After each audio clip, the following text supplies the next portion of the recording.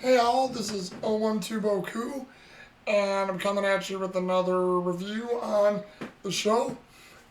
24 Season 1. We are working at 7 a.m. to 8 a.m. And again, if I didn't say, this is another short review on that, so let's get right to it because a lot happened here.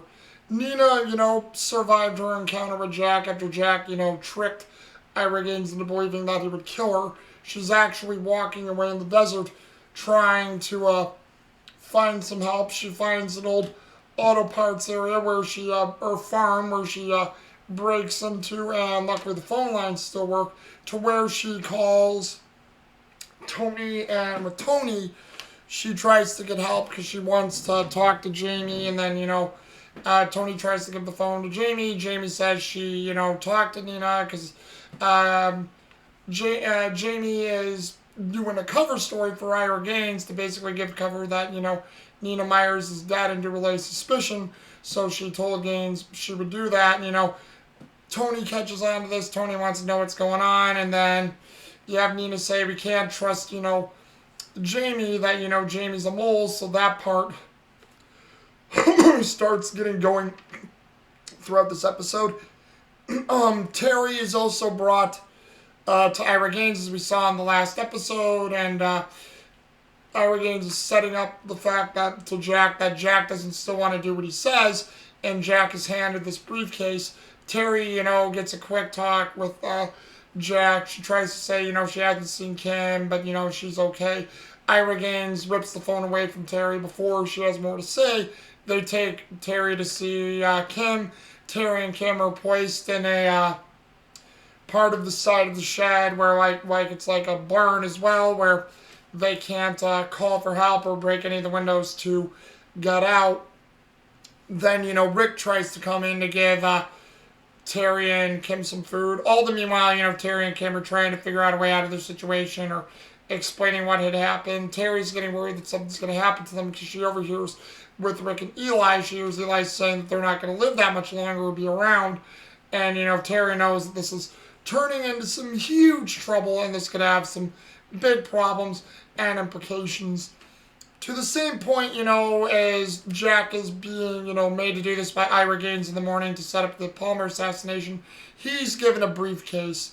Jonathan, I think it's, here, Jonathan Matajevic, who's the assassin again, posing as Martin Belkin, is there at the breakfast. They let him through. He does a quick security thing. He gets through.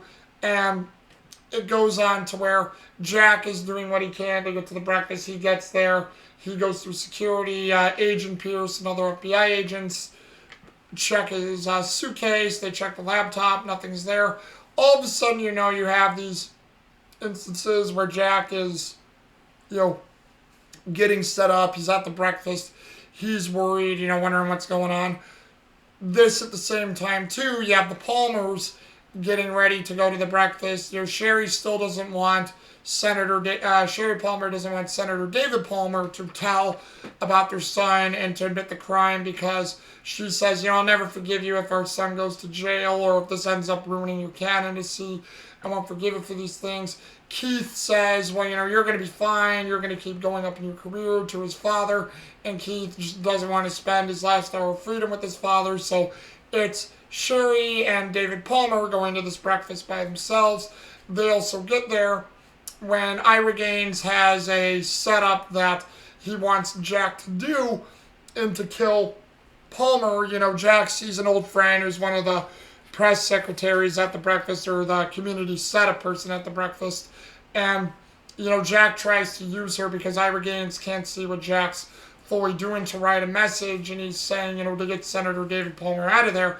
All of a sudden, there's this worker, because they're at an electrical power plant. This electrical power plant worker runs into Jack and, runs into, I think her name was, Jackie DeBotton, who played her, Jessica Abrams, runs into Jessica Abrams and gets him away from him, and, Jack has no choice to go see Jonathan.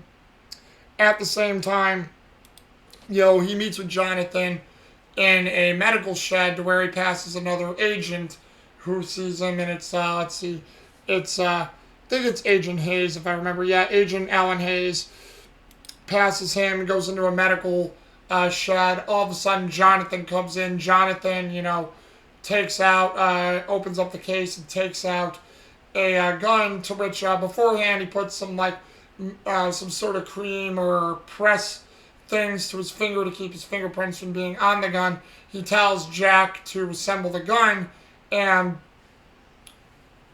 Jack Bauer's saying, your guys are going to frame me for the president, no, or for not the president, but killing the senator. No one's going to believe this, so he's absolutely mad. Jonathan Metayevic doesn't even pay attention to him. He keeps building the gun, putting it together. Jack is trying to put the pieces of this together, trying to see how he could get out of this situation. And he doesn't see anything at the time. Jonathan puts together his rifle. Then all of a sudden, he leaves. Jack pulls the gun on Jonathan, and Jonathan's like, careful, put that away. Someone could get hurt. And, so Jack lets Jonathan go. All of a sudden, Tony and Nina get back to CTU, or Nina gets back to CTU. Tony, gets Nina in. Nina fills Tony in on everything that's going on, and they say that Jamie's the mole. Tony actually reconfigured the security cameras that they're on a 20-second loop where Ira Gaines can't see anything. So within that time, there's a story that they cook up that they said they found the original key card and Milo can work on it. Nina tries to go into a bathroom stall to tell Ira Gaines in secret. All of a sudden, on the camera loop, Jamie and Tony, or Nina and Tony time it, and then they hold Jamie at gunpoint. They get her into the room where Nina's also hidden in, and they cuff Jamie to a chair to where, they interrogate Jamie. Jamie says, I was just supposed to do this and that. No one was supposed to get hurt. People weren't supposed to be killed. They never told me that, but she doesn't want to say anything until she gets consul, but they don't have that time, and then they also warn, Nina doesn't want to do it, but Tony does it, to where they have to warn the agents that, Senator Palmer's going to be assassinated. So they tell Agent Aaron Pierce. Aaron Pierce gets on the horn to his agents. Agent Hayes says he believes he saw someone with the view of Jack Bauer, because, again, they said that Jack Bauer's possibly going to be made to kill the senator, given what's going on. And, they go through with it. Jack heads out after Jonathan because Ira Gaines tells him to do so. Then all of a sudden, he's about to get ready to fire and kill the senator. You see where he's back behind the pipes hidden. All of a sudden, Agent Hayes stops Jack. Jack sees this opportunity to save the senator, tries to go for Agent Hayes' gun. Agent Hayes tackles him to the ground, and then all the other FBI agents are arresting Jack. The earpiece falls out of Jack's ear, and he's screaming at Ira Gaines, don't blame my family, don't hurt my family, please, I'll still help you, don't do this. Then all of a sudden, Ira Gaines is like, kill the family, we don't need him anymore. He's visibly upset, he's really upset that this didn't go to plan. So, while this is going on, Jack is being arrested. You have Nina and Tony still trying to get through to Jamie. All of a sudden, you have Eli, and they had his name here, is played by Ali Young. He's just a background supporting character, I think, until one of the last episodes he's in, but it's Ali Young who plays the character Neil Choi in this episode. And Ali Young, or Neil Choi, and Eli Strom, they go and get Terry and Kim, to where they, tell them to come on. They're resistant, but they take them by the hand and force them to where they take them to this doubly big open grave they dug, and they put them down, and they have them at gunpoint. All of a sudden, Jamie gets on the horn to Ira Gaines and says, that district found out about Jack, they arrested him, so, this is turning into be a bad thing. And as that's happening, it goes into where Eli's thinking and saying, well, it wasn't really Jack's fault. This could still possibly work. So he basically tells Eli and Neil at the last minute, don't kill the family. We still need them alive. So, Terry and Kim narrowly dodge the bullet. Sobs, rack tears. Great scene, great tension in the scene. And it also ends with, David Palmer getting out of Dodge and escaping the breakfast, because they got him out as quick as they could, and Jack ends up being arrested as it continues, and that's essentially the episode. my favorite characters in this, I definitely have to give it to you guys. Again, Kiefer Sutherland, Jack Bauer, great character, great thing. I have to give it to Leslie Hope, Alicia Cuthbert, Kim Bauer, Terry Bauer for their frightenedness, their just scared attitudes the whole time when they thought they were going to be killed. Great, great performances. Have to also give it to, let's see, what's his name? Oh, yes, Karina Arroyave, who played Jamie Farrell, Sarah Clark, who did Nina Myers, and Carlos Bernard, who did Tony Almeida. That whole interrogation scene, just absolutely great, that whole interrogation scene.